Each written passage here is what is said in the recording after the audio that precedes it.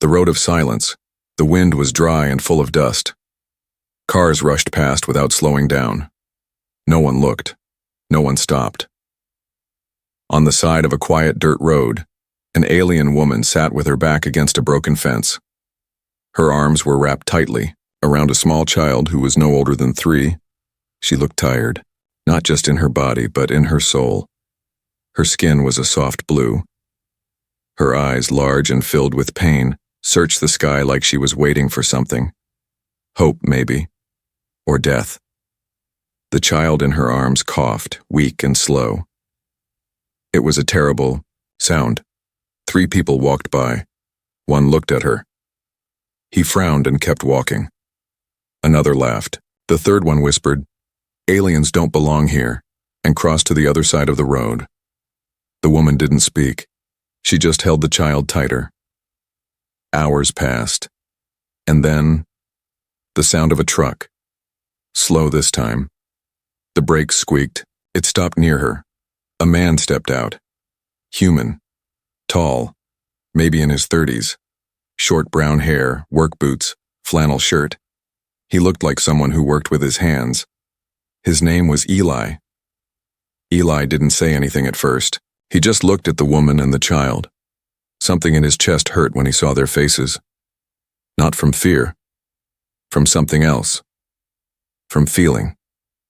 "Are you okay?" Eli asked softly. The alien woman opened her mouth, but no sound came out. She blinked slowly. Her lips were dry. The child in her arms shivered. Eli looked around. Cars were still passing, kicking up dust. No one cared, but he did. "Can you stand?" he asked. The woman shook her head. Eli took a step forward. He didn't know if she would trust him. Maybe she would run. Maybe she would scream. But she didn't. She looked at him like she had been waiting for this moment. "My name is Eli," he said. "I want to help." Finally, she spoke. Her voice was low, cracked. "Selah." He nodded. "Selah, is that your child?" "Yes," she whispered. "His name is Lior." Eli knelt beside them. He took off his jacket and gently wrapped it around Lior. The child was so cold. "Why are you here?" "Who did this?" Eli asked. Selah looked away. "They threw us out." "Who?" She didn't answer. Eli stood. "Come on, my truck's just over there. You need food, water, a bed. You both do." For a second, Selah didn't move. Then she looked at her child. Lior opened his eyes. Barely, and that was enough. She nodded. Eli helped her to her feet. She was weak. Her legs shook, but she didn't fall. She carried Lior to the truck, climbed inside, and sat quietly. Eli started the engine. As they drove, he glanced at her. "What happened to you?" They said. "We don't belong," Selah said. "They said we're not worth anything."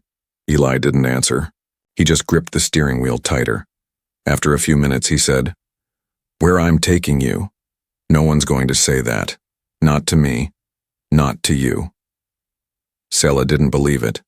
Not yet. She had heard too many lies before. But she wanted to believe. Eli's small farmhouse came into view. It wasn't much, but it was safe. Warm. And it was the first time in weeks Selah saw a roof and knew no one was going to throw her out. Inside, Eli made her soup, gave her water, set up a bed in the guest room. He even found an old blanket for Lior. Selah sat on the bed holding the child, watching him sleep. Eli stood by the door. "You can stay here as long as you need." Selah's eyes filled with tears. "Thank you," she whispered. Eli nodded once and walked out of the room. But outside he stopped and looked back. Something wasn't right. He had seen people in trouble. Before. He had helped strangers before. But this felt different. Like it was only the beginning. And outside the house, hidden far in the woods, someone else was watching. Someone who didn't want Selah to be found. Strangers With open eyes, morning sun was soft over the hills, casting golden light through the curtains of Eli's guest room. Selah sat in silence, her back against the wall, holding Lior close. He was still asleep, but his breathing had grown easier. The warmth had returned to his skin. It was the first night in weeks she hadn't been afraid of the dark. Outside the room, Eli made breakfast. Toast, eggs, and something he called coffee. It smelled strange to her, but pleasant. He knocked gently. "You can come out whenever you're ready." She didn't answer. Not yet, but after a few minutes she placed Lior on the bed, wrapped him in the blanket, and stepped out quietly. Eli stood at the stove. He turned when he saw her. "Coffee?" he asked, holding up a steaming mug. Selah tilted her head. "It's bitter." Eli chuckled. "Yeah, but it wakes you up." She took the cup with both hands and sipped. Her eyes widened. "See? Bitter," he said with a grin. She smiled a little. Just a little. They sat down at the small table. Eli pushed a plate of eggs toward her. She looked at the food for a long time before taking a bite. It had been days since she'd had real food. "Where are you from?" Eli asked gently. Selah looked down. "Far away. A world called Vela. Never heard of it." "It's not welcome here," she said. "Not anymore." "Why were you on the road?" he asked. She hesitated.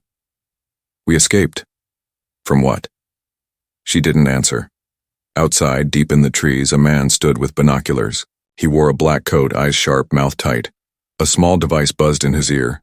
"Target is alive," he whispered. "The child is with her. A human is hiding them." The voice on the other end replied, cold and firm. "Don't engage. Observe. We'll move in when ready."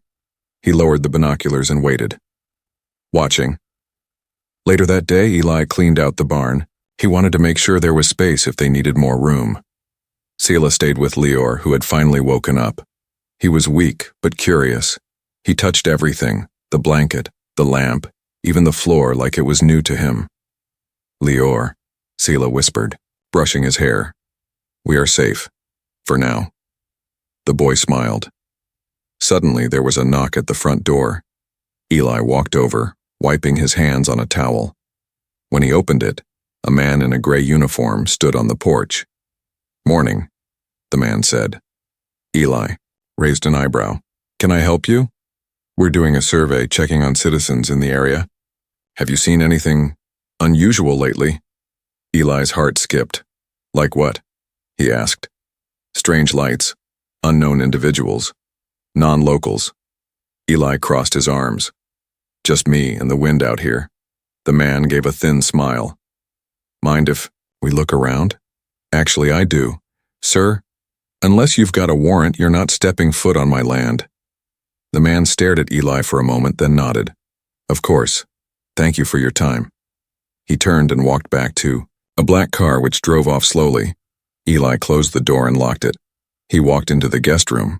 Selah was holding Lior tight. "They came," Eli said, "asking questions." Her face went pale. "Who are they, Selah?" he asked. "Who's chasing you?" She took a deep breath.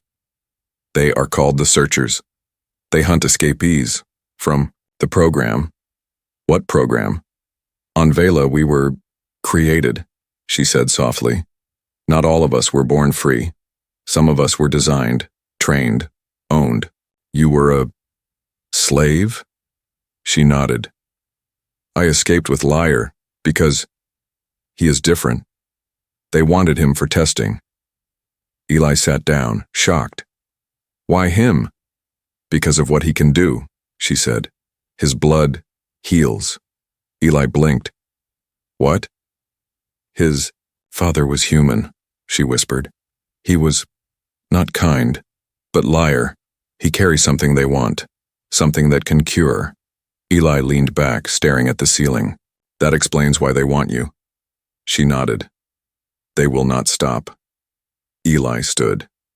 "Then neither will I." That night, while Selah and Lior slept, Eli stood on the porch, shotgun in hand. He kept watch. His dog Max lay at his feet. Quiet. Ears perked. Across the field something moved. A shadow. Then two. Eli stepped down from the porch, slowly. He aimed the shotgun. "You're not welcome here," he called out. No reply. Then a voice from the dark. "Give us the child and you can walk away." Eli didn't blink. "You picked the wrong house." A shot rang out. Missed.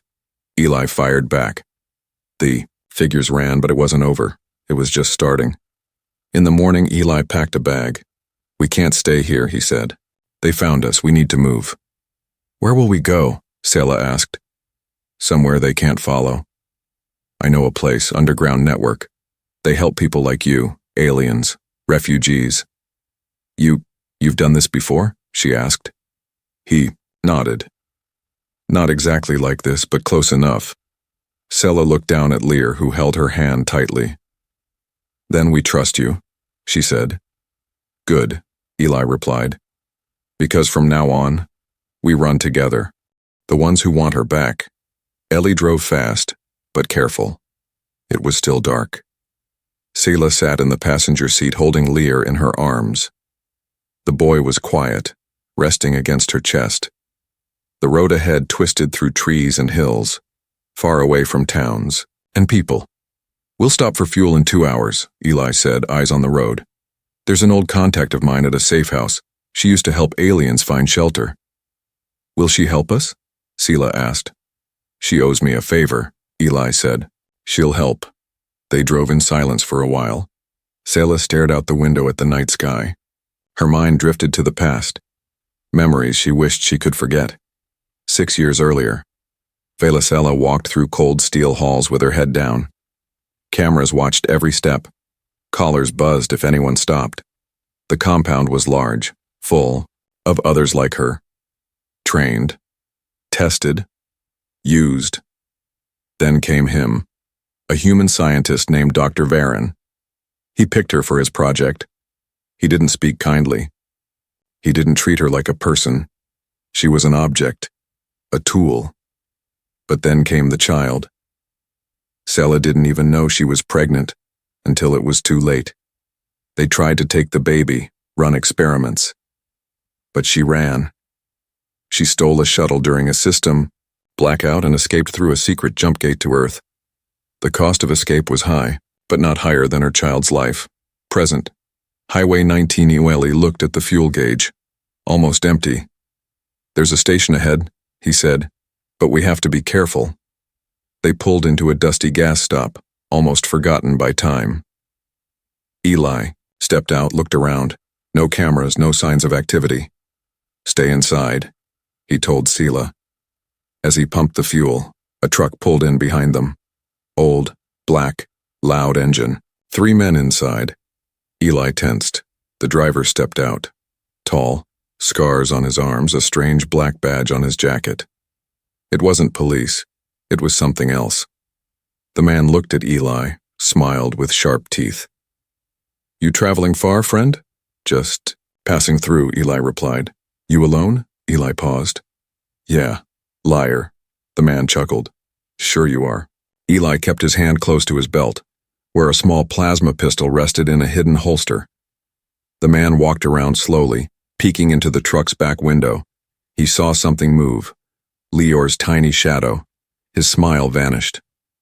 "You're lying," he said. Eli didn't waste time. He drew the pistol and fired once, hit the man in the leg. The other 2 in the truck jumped out, pulling strange-looking weapons. Eli ducked behind the fuel pump, firing again. Shots rang out. Sparks flew. Selah opened the door and shouted, "Eli? Go, drive," he yelled. She climbed into the front seat and pulled Eli back inside. They sped off as the station exploded behind them. Flames rose in the mirror. Leor cried. Selah tried to calm him. Eli gritted his teeth, bleeding from a cut on his side. "Who were they?" he asked. Selah looked shaken. "They're called retrievers, bounty hunters, hired by the program. They knew you were here. They know everything." They reached the safe house that night, an old motel on the edge of nowhere. The lights flickered. A dog barked in the distance. A woman opened the door. Short hair, cybernetic eye, long coat. Her name was Lena. Eli, she said. You look like hell. Good to see you too, he said, smiling faintly. Lena looked at Selah and Lear. This, them? Eli nodded. Lena stepped aside. Come in. Inside, the motel had been turned into a hidden base. Maps on the walls, computers, and crates of supplies. A few other aliens were there too, resting in rooms or watching screens. You've got trouble, Lena said, bandaging Eli's wound. They've upped the bounty on her, 5 million credits. Dead or alive? Alive for the child. They don't care about her. Selah looked down, silent. I need to get them off-world, Eli said. Can you help? Lena thought. For a moment. There's a ship. Leaves in 3 nights. Small crew, no questions asked. But getting there won't be easy. We'll make it, Eli said. But Lena wasn't so sure. That night, Selah stood outside under the stars. Leor was asleep. Eli joined her. I never asked, he said. What does Leor's blood actually do? Selah hesitated. It heals. Quickly. Not just small wounds. Everything. Even disease? Yes. Eli's eyes widened. That's why they want him? They see him as the key to immortality, she whispered. But they don't care if he lives through it. Eli clenched his fists. Then we make sure they never get near him. Selah looked at him. Why are you helping us? Because when I saw you on that road, I saw someone the world left behind, he said, and I don't leave people behind. Meanwhile, command center, orbiting Earth-Drer. Varen stood in a dark room, staring at a screen. A red dot blinked. Eli's truck. Tracked. We have them, a soldier said. Varen turned slowly. Send. In the hunters. Tell them, the child must be taken alive. What about the human? Varen smiled coldly. Burn everything around him. Back on Earth, motel safe house, Ellie sat with a map. Lena pointed at a mountain pass. This is your path. They won't expect you to go through here, it's harsh but fast. We'll do it, Eli said. But before he could fold the map, an alarm went off. Red lights. They found us, Lena said. Gunfire outside. Explosions. Take her and run, Lena shouted, handing Eli a device. This will lead you to the pilot, Eli. Grabbed Selah and Lear. As they ran through the back exit, the motel exploded behind them. They didn't look back. They couldn't. The fight for safety. The mountain path was cold, sharp, and quiet. Eli led the way, flashlight in hand, his face tight, with focus.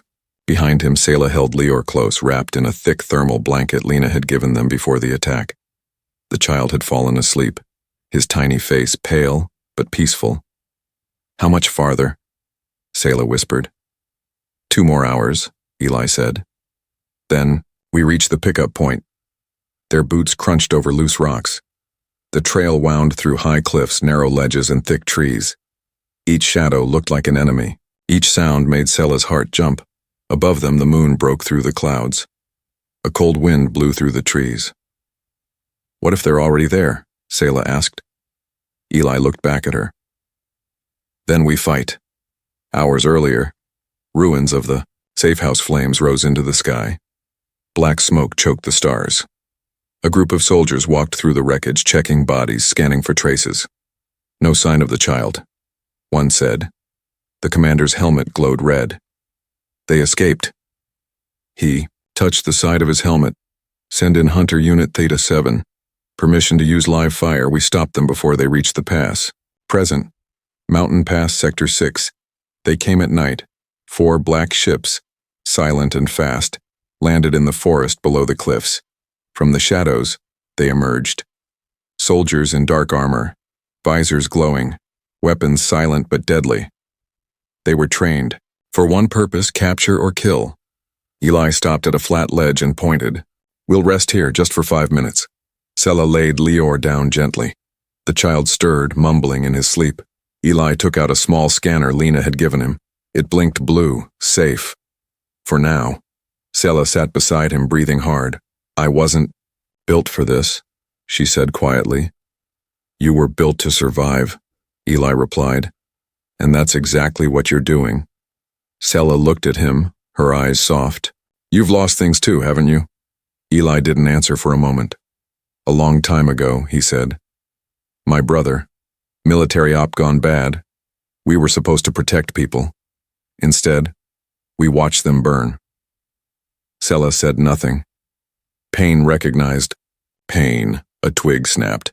Eli stood instantly, weapon drawn. Movement in the trees. Stay behind me, he whispered. From the trees, a shape moved. Tall, hooded. Don't shoot, the figure said. I was sent by Lena. Eli kept his aim steady. Prove it. The figure tossed a small silver disc toward him. Eli caught it. It flashed blue, a code only Lena used. Eli lowered the gun. You're the pilot? Name's Rourke. Ship's waiting 2 valleys east, but we gotta move now. Eli nodded. Then let's go. They moved fast through the trees, following Rourke's lead. He was quiet, careful, and confident, but something about him made Sela uneasy. Lior started coughing, deep and painful. He's getting worse, she said. Rourke glanced back. We'll get him to the ship. Medpod's ready. But Eli saw something, a red glow, tiny, hidden, under Rourke's collar, a tracker. Eli grabbed Rourke and slammed him into a tree. You're marked. What? Rourke shouted. Eli ripped open his collar. There it was, a thin red light blinking under his skin. You led them to us, Eli growled. No, I didn't. No, I swear, Rourke screamed. Too late. Explosions lit up the valley. Drones flew in, firing plasma shots. Eli threw Rourke aside. Run! Sela grabbed Lear and sprinted behind Eli. Trees burned, rocks exploded. The path lit up with fire and chaos. Eli shot down 2 drones covering Sela. To the river, he shouted. They reached a small river at the base of the cliff. The current was strong, the water freezing. We cross here, Eli said. We'll freeze, Sela cried. They'll kill us if we don't. She didn't argue. They stepped into the water. It was like ice, cutting into their skin. Halfway across, a drone flew overhead. It aimed at Sela. Lior opened his eyes. They glowed. The drone paused. Then it exploded mid-air, without being touched. Eli stared, shocked. Was that him? Sela nodded, trembling. Yes. It's starting. They made it across, soaked and shivering, but alive. Behind them, soldiers searched the riverbank. Rourke was nowhere to be seen. Eli, Sela, and Lear hid in a cave, wrapping themselves in heat blankets. Eli blocked the entrance with branches and rocks. Lior slept again, breathing easier. He saved us, Eli whispered. It's his power, Sela said, but every time he uses it, it hurts him. Eli looked at the boy. Then we make sure he doesn't have to use it again. The next morning, the forest was quiet again. The hunters were gone, for now. Eli checked the scanner. We're close. How close? Sela asked. A mile, maybe less. They moved again, slower this time. Careful, quiet. Finally, they reached a wide clearing. In the center stood a small ship, gray, sleek, engines humming. A woman stood beside it, long hair, sharp eyes, rifle in hand. You made it, she said. I'm Kessa, Lena sent me. Eli scanned her. No red lights. We need to go now, Kessa said. This place won't be safe for long. They boarded the ship. Inside, it was clean and warm. Liar was placed in a med pod. Scanners buzzed. His energy levels are low, Kessa said, but he'll recover. Eli sat down, finally breathing. Sela held Eli's hand. You saved us again. He shook his head. Not yet. Above them, the ship lifted into the sky, but far below in the trees, a single soldier aimed a beacon toward the ship. He pressed a button. A signal was sent. They were in the air. but they were still being hunted. The secret inside her blood, the ship flew high above the clouds, silent and fast. Stars blinked in the sky, but no one inside was looking at them. Sela sat beside the med pod, her hand resting gently on Lior's chest. The pod glowed a soft blue. He was stable, breathing, healing, but his energy was still dangerously low. Eli stood behind her, arms crossed, eyes fixed on the pod's screen. He didn't understand the numbers, but he knew what they meant. The boy was slipping, and if he didn't recover soon, they'd lose him. Kessa entered the chamber, wiping sweat from her brow. "We've got another problem." "What now?" Eli asked. "We're being followed." Sela turned sharply. "How?" "The signal must have been sent before we took off," Kessa said. "They're tracking us through warp shadows. We've got 20 hours before they catch up." "We won't make it to the outer zone in 20 hours, Eli muttered. "Unless we jump," Kessa said. "But we can't do that without charging the drive, and that takes power." Eli looked at the med pod. Liar was using most of the ship's energy to survive, so the choice was clear. "We shut it down," Eli said quietly. "What?" Sela snapped. "Just for an hour, enough to charge the warp drive. Then we jump." "He'll die," she whispered. "He'll die anyway if they board this ship." Silence filled the room. Then Lear stirred. His eyes opened slightly. He whispered, "Do it." Sela froze. Tears filled her eyes. "Liar, I'll be okay," he whispered again. "Save us." And then he passed out. 12 hours earlier, inside a hidden lab beneath Earth's surface, Varen stood in a cold, steel room surrounded by holoscreens. Each screen showed medical data, some from experiments done years ago, some from today. "Sela's blood reacts under high stress," one assistant said. "But it's the child's DNA that bonds the human and Valen strands perfectly. And if we can harvest enough of it?" Varen asked. "Then we control the cure," the assistant replied. "All disease, all decay, gone." "And the cost?" "The child will not survive the extraction." Varen turned to face the screen showing Sela's old ID photo. "Then we better catch them before he dies naturally." Present, inside the Chappelli and Kessa worked in the engine room. Sparks flew as they rerouted power to the warp core. "How much time?" Eli asked. 20 minutes, Kessa said. "We shut down the pod now, we make the jump." "And if we don't?" "They'll board us mid-air and take everything." Eli took a breath, nodded, and opened the control panel. He reached for the switch, but his hand stopped. "I'll do it," Sela said from behind him. Eli looked at her. "Are you sure?" "If he trusts me to do it, I have to." She walked to the panel, pressed the button. The glow in the med pod dimmed. Lior's breathing slowed. The engine roared louder. They had 1 hour to survive. As the ship flew through empty space, Sela sat beside Lior, her hand over his heart, whispering ancient words from her homeland. Old lullabies, soft and strange. Eli stood watch near the ship's main console, weapons loaded. The tracker said enemy ships were 17 hours behind. Plenty of time, unless something else went wrong. It did. The ship's lights flickered. "What's that?" Eli asked. "Power spike," Kessa said. From inside, Eli opened a panel. Smoke rose from a melted circuit. Someone sabotaged the warp control. Kessa's eyes went wide. "No one else is on board." They looked at each other. "Unless..." Eli ran to the cargo bay. Sela followed. There in the corner was a small black crate, sealed, humming faintly. "That wasn't here before," Sela said. Eli opened it. Inside, a machine. Round, blinking red. "A signal beacon," Eli growled. "It's calling them." Sela picked it up, her face twisted with rage. "They planted this on Rourke. It activated after the jump started." "Can we kill the signal?" Eli asked.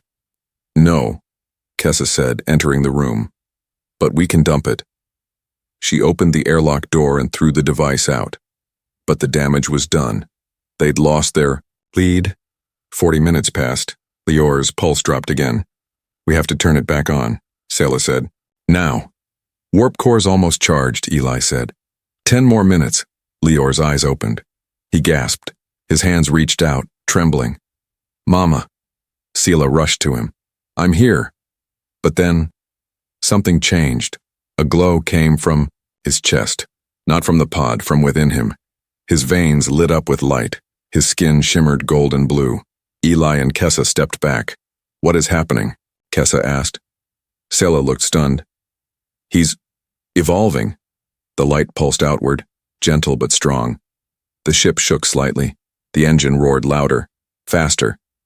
He's powering the ship, Eli whispered. He's becoming something more. Lior's voice filled the room, calm and clear. I see everything now. Unknown dimension. Inside Liar's mind, Liar stood in a field of stars. Voices called to him, old voices, alien and human. The blood in him sang, the power of two worlds. He saw the future. He saw pain. He saw fire. He saw a chance to stop it. And he chose. Present inside the ship. The ship's console beeped. Warp drive charged, Kessa said. Ready for jump. Eli hit the button. The stars stretched into lines. Space twisted, and the ship vanished into the void. They landed in a quiet corner of the galaxy. Green planets below. Peace, for now. Lior slept again, now truly stable.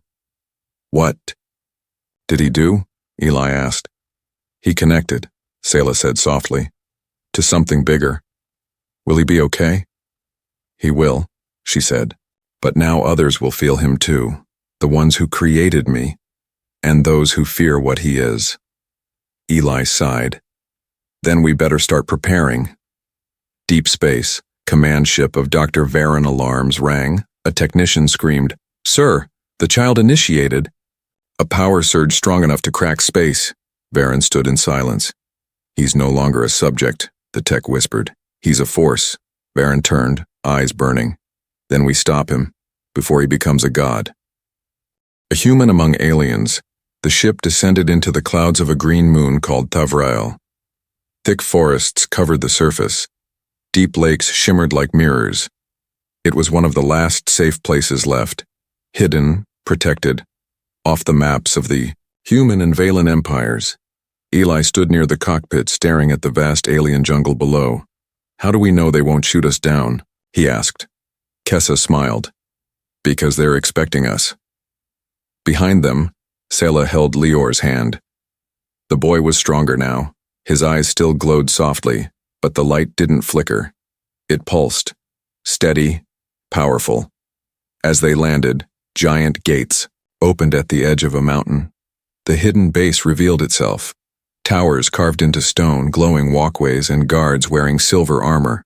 Alien freedom fighters, the last of the resistance against the Valon labs. One of the guards scanned the ship and stepped forward. Identify. Kessa, she replied. Mission successful. The guard nodded and looked at Eli. Human. Rescuer, Kessa said. Trusted. The gates opened wider. Inside the base, everything was different. Lights hummed quietly. The air smelled like moss and warm stone. Aliens of many species moved through the halls, some with scars, others with cybernetic limbs, all watching closely as the human passed by. Eli kept his hand near his weapon, but Selah leaned close. They won't hurt us. Not here. They don't like humans, he said. They like survivors, she whispered. They were led to a chamber built into the mountain wall. Glowing crystals lit up the room. An elder alien, tall and thin with deep purple skin, entered. I am Neril, he said, commander of this refuge. We've waited a long time for the child. Selah bowed her head. Eli didn't move. He's not your weapon, Eli said flatly. He's a kid. Neril's eyes narrowed. He's more than a child. He carries both bloods. He is the bridge. Lior stepped forward. I'm not ready to be anything.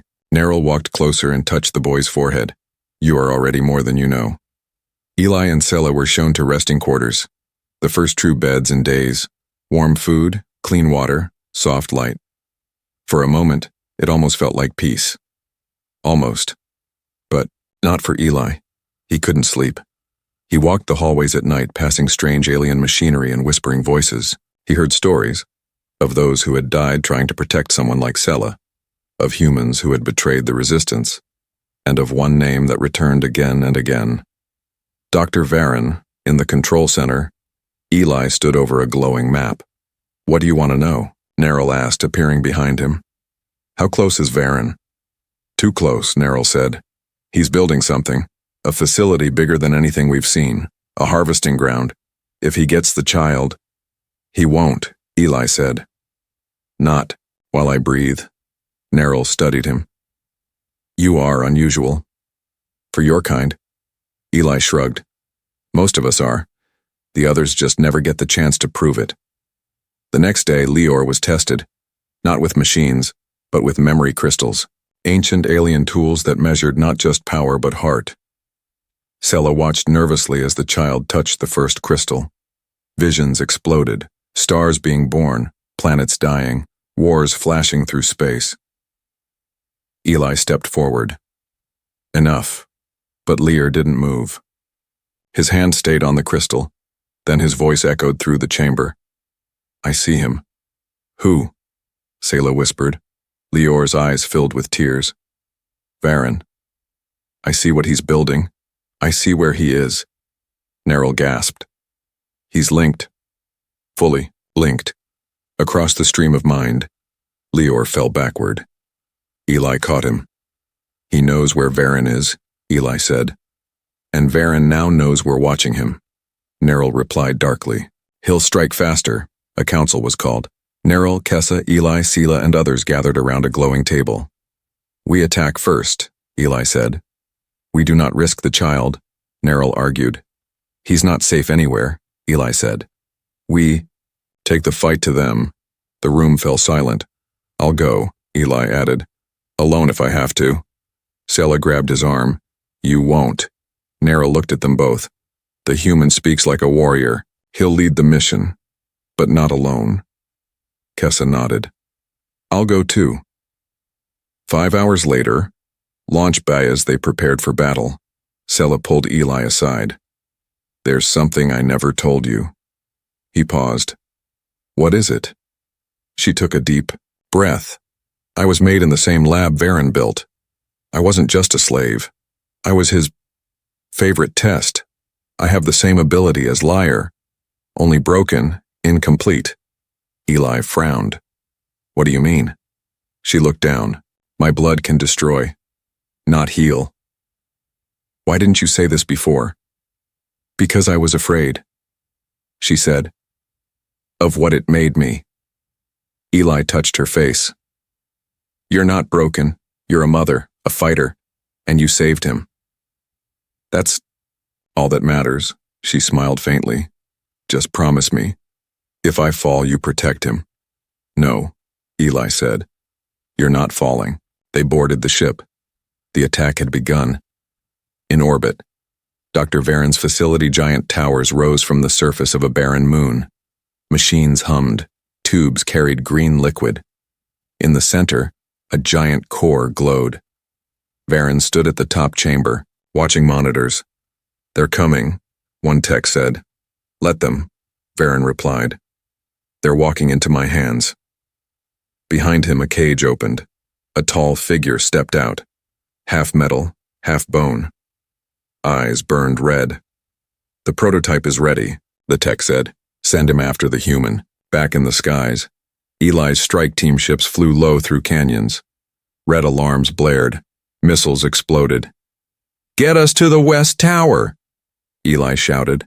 They landed, charged forward. Guns fired. Explosions shook the ground. Eli and Sela moved through the corridors. Kessa led the second team to disable the power core. But then, boom, metal crashed. A figure dropped in front of them. The prototype, huge, glowing, unstoppable. "Run!" Eli yelled. They fired. It didn't fall. It punched. Eli was thrown back. Blood. Smoke. Sela screamed. Her eyes turned bright blue. She touched the walls, and they shattered. Her destructive blood responded. She screamed again, collapsing the hallway. Eli grabbed her hand. You're okay. You're okay. Behind them, the prototype rose again. Lior appeared, his own glow rising. The boy raised one hand, and the prototype stopped, froze, turned to dust. Everyone stared. Eli whispered, "What are you becoming?" Lior looked up, his voice calm. The answer. The road became a path to peace. The dust from the fallen prototype still floated in the air. Eli helped Selah to her feet.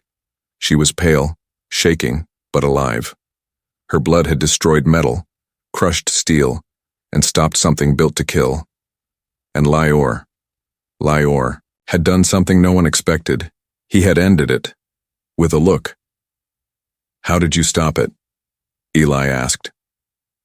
Lior blinked, his glowing eyes slowly fading. "I spoke to its mind." "You mean like control it?" Selah whispered. Lior shook his head. "No, I showed it peace." They all stared at the boy, unsure whether to be amazed or afraid. Above them, alarms continued. The facility was shaking. Red lights blinked everywhere. Kessa's voice came through Eli's comm. "The core's unstable. We need to leave. Now." "Copy," Eli replied. He grabbed Selah's hand. "Come on."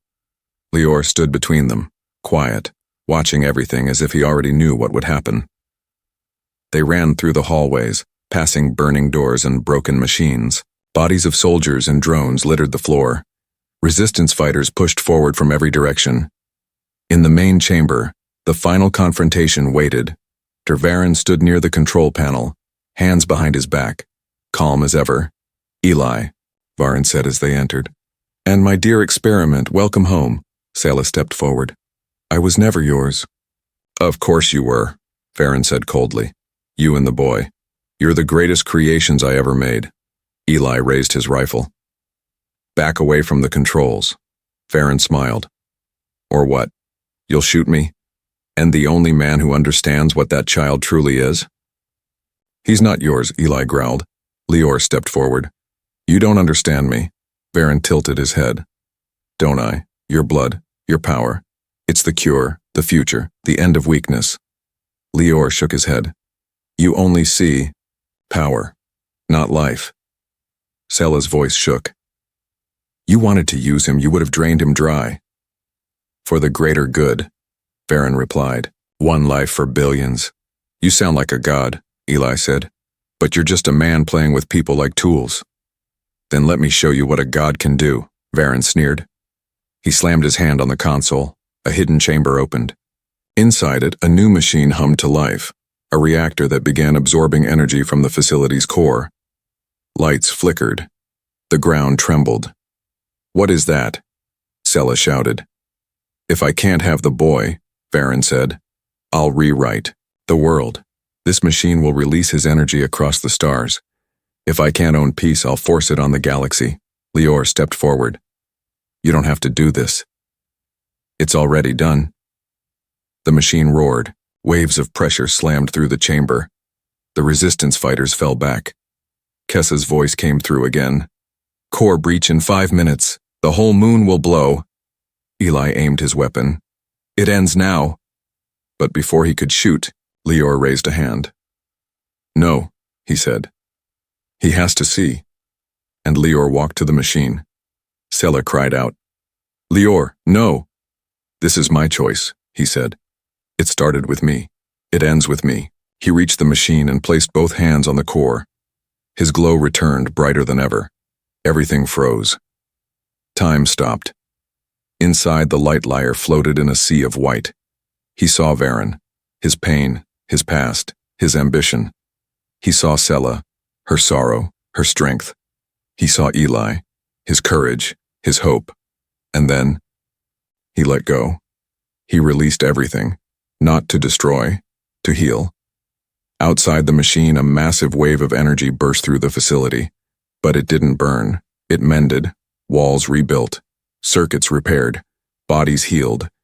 Even the wounded enemies, Bounty, Hunters, guards rose, confused, no longer broken. Varen fell to his knees. His hand shook. What? What did you do? Eli stood stunned. He saved you. Lior turned to Varen. Now you know what power truly is, Varen sobbed. Not from pain, from shame. Selah rushed to Lior, held him close. I'm proud of you, she whispered.